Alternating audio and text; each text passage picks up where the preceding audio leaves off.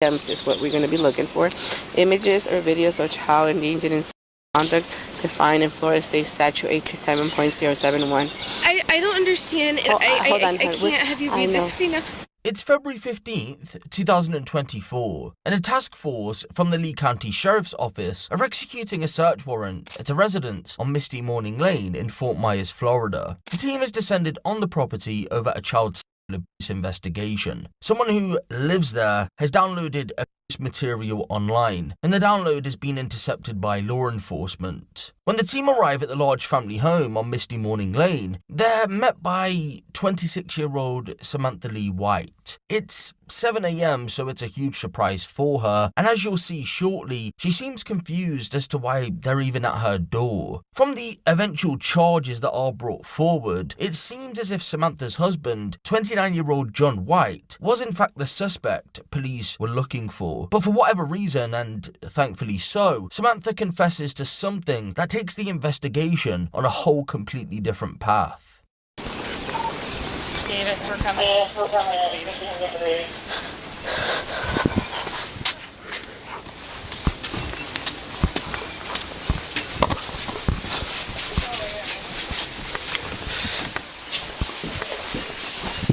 Ruger, shut up.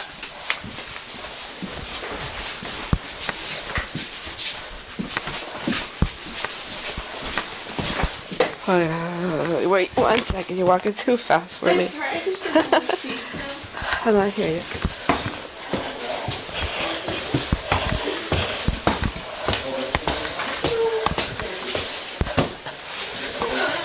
You got Tinkle Star? And your mocap?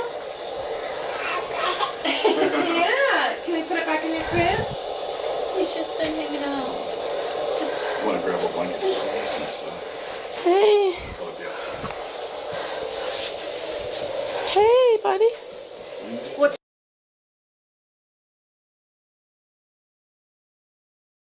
Is that what you... for me? I have Yes. shoes. Yes, they're gonna The be out by the dumpster? door. Okay. Alright. Buddy, so people came to visit. Alright, so I'm going to read you this. We have a search warrant for the residence, okay? It's going to be under agency case number with Lee County 24-06919. For the address of 18130 Misty Morning Lane, Fort Myers, Florida, 339139. It's a single family home. And again, the address is 18130 Misty Morning Lane, Fort Myers, Florida. Honorable Judge Elizabeth Adams of the 20th Judicial Circuit in and for the Lee County State of Florida received via electronic transmission pursuant to section 933.07 Florida statute from Detective Diana Sinchi. And the following items is what we're going to be looking for. Images or videos of child endangered in sexual conduct defined in Florida State Statute 827.071. I don't understand. And hold on, I can't have you read this right now. Like, Okay. I haven't even taken a shit this morning. And Alright, hon. and I just woke up and I have no idea what's going on. Oh, We'll talk to... I'm just reading you the search warrant. Do you understand? Do you want I to... think I get an understanding. Do you want me to keep reading, or do you want to look at it yourself? I'll look at it myself. Okay, just... Well, we're going to be looking for electronics, basically. That can... Are you okay? I know, this is a pretty hard... I'm sorry, I made your money everything. And that's what I just don't want, because I can't give him to Okay. his dad, and I can't give him to anybody that I don't trust, and I just need him a minute.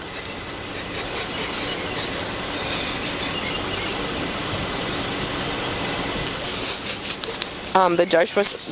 Well, I'll just read the final. You can look at it in a minute. The warrant was presented to the judge on the 14th, which was yesterday, who approved it, okay? I'll give the everything else, okay? Alright, questions? So basically, we're gonna search. Yes, As soon as the house is, we're done, we'll turn it back over. We're gonna talk to you about this. Okay, Okay, you have any questions for us? at some point I need a water and to use the restroom. Okay. Other than that. Yeah, we can do that. Alright. And then at some point I would also like to go in the little garden area just so I can set him down and he can play. Okay. Perfect. So let me just coordinate with them and I'll be right back. And when can I see my husband? In a minute. Okay. We'll talk to you guys. Okay. And just for the record, this warrant was served at 7:47 a.m. Okay. All right. Okay. All right. I'll be right back. And you'll get a copy of this. You want it now? I'll let you come down. I'll be back.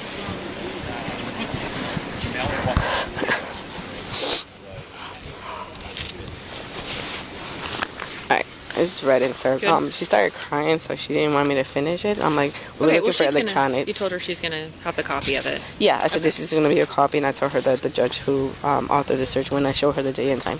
Okay. The only other thing we're gonna try is we want to have her come in and get the dog. There's one little section we couldn't clear. Okay. So if we can have her either leave little guy or She said she does. she can keep him with her. That's fine. I had her We come just in. want to put him on a leash or let's just find. I'll go with you. Let's just see if we can find a spot once we reset. Dead That's too. poop everywhere. Too late. I don't know how many times I had stepped on everything. Ma'am, is there anywhere we can put the dogs besides that space while we're here, or are they allowed outside? I can let them out over here, and then they'll be trapped in there, and nobody Will else that be will have okay with you? access. Yes. It'll just help I us just speed prefer things up. me. No, we to do would prefer I you to just do it don't as know well. how they would react to Okay. anybody else. Are yes. you able to help do that right now? I Okay. sure am. When we go in, is there a way I can just get a sip of water before we do absolutely. that? For sure. So as you can see, the news hit Samantha like a ton of bricks. But remember, I did say not too long ago that the abuse material charges were eventually tied to her husband John. So how did she get caught up in this case? Well, that's because of what she went on to tell detectives while they were searching through the property. At some point during the search, Samantha pulled lead detectives Sinchi and Barcelli to one side and stated she had to tell them something. And what was that, ladies and gentlemen? It was information on how she was fascinated by male horse genitalia, had watched multiple videos of horses doing the business, and female humans interacting with horses in the same way. Not only that, but also she had looked online for other animal sexual related videos to see what piqued her interest. Dogs were noted as an animal she was infatuated with. In response to the information the detectives had just acquired, they asked if she ever made any videos with any animals or any of her 4 dogs that she owned. And it was at that point she told them before she continued she wanted Detective Barcelli removed because he was male. She didn't feel comfortable. They accepted the request, he left, and it was then she confessed to having sexual intercourse with her brown Labrador, with the last occurrence being roughly 1 month before the search in January of 2024. Speaking of the first encounter, Samantha explained that her husband John was present, but during the incident the dog became territorial and aggressive, so John left. Moving forward, it was reported that he would watch the pair from behind a door. Look, in a nutshell, Samantha explained that her curiosity got the better of her, and she didn't actually have a attraction to animals. But Detective Sinchi wasn't buying it. After all, this wasn't a one-off, it happened multiple times. When pressed further, Samantha explained that when she drank, she wanted to have sex, but John was often tired, so she done it with the dog instead because he was giving her the attention that she craved. Shortly after the statement was given, John decided to present himself to law enforcement. He had been hiding in the house. By that point, police had found a mobile phone that had been disposed in a toilet bowl. They knew it was his, so asked him if he had intentionally put it in there in an attempt to destroy evidence. He ultimately denied knowing how it got in there. Yep, sure thing, buddy. Detectives told him a bit of water damage wasn't going to stop them from gaining access to the information that was stored on the phone, so it was for the best that he told them if there was anything on there. That and the fact that Samantha had told them about her relations with the dog, John had no other choice but to confess to his role in that part of the case. He essentially said the same thing as Samantha, but did tell detectives that the intercourse went as far back as 2023. The pair would be arrested in connection with this part of the investigation, and they were taken into custody for further questioning. But information surrounding that questioning, just like the child material part of the case, hasn't been made public just yet. That's more than likely because John hasn't pled guilty or gone on trial for his charges, which include several offences such as filming a person and an animal engaged in sexual activity, 2 counts of activity involving an animal, and 6 counts of possession of child abuse material. I suspect most of the information will be suppressed until that part of the case has been wrapped up. Samantha was eventually charged with various counts of engaging in sexual activity with an animal. Earlier this month, in April of 2025, for those of you watching in the future, she pleaded guilty to those charges and was sentenced to 3 years in prison, followed by 3 years of probation. Her animals have been removed from her care, of course, she's now in jail, and she's been ordered not to own any animals or live with any animals while on probation. It isn't clear if she has a lifetime ban though. For those of you wondering what happened to their child, we don't exactly know. However, what I will say is that when parents are involved in criminal cases, especially these types of ones, agencies such as the Florida Department of Children and Families get involved and assess the situation. That doesn't mean the baby will go into care. They could be with a grandparent or an aunt, for example, but they may be in care. Again, it isn't clear what's happened, but thankfully the baby isn't in their custody anymore, and thankfully the child wasn't subjected to any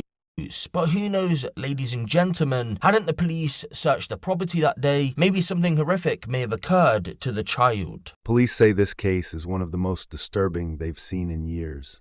Both individuals face felony charges, and the case has sparked outrage online. Should people like this ever get parole? Let me know in the comments, and hit subscribe for more real cases straight from the source.